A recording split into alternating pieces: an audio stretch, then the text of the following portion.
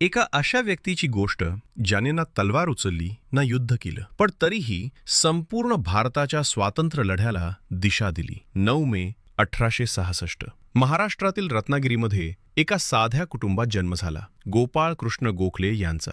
गरिबी होती, संघर्ष होता, पण डोळ्यात एक मोठं स्वप्न होतं. भारत शिक्षित झाला तरच स्वतंत्र होईल. त्या काळात अनेक लोक फक्त इंग्रजांविरोधात राग व्यक्त करत होते, पण गोखले लोकांना ज्ञान, शिक्षण आणि विचारांची ताकद देत होते. ते म्हणायचे, देश बदलायचा असेल तर आधी समाज बदलावा लागेल. 1905 मध्ये त्यांनी सर्वंट्स ऑफ इंडिया सोसायटी स्थापन केली. या संस्थेचा मुख्य उद्देश होता देशासाठी पूर्णवेळ, निस्वार्थ, सेवाभावी कार्यकर्ते तयार करणे, शिक्षणाचा प्रसार करणे आणि संवैधानिक मार्गाने राष्ट्रहित साधणे. त्यांच्या भाषणांनी हजारो तरुण प्रेरित झाले आणि त्यांच्याच विचारांनी पुढे एक तरुण खूप प्रभावित झाला.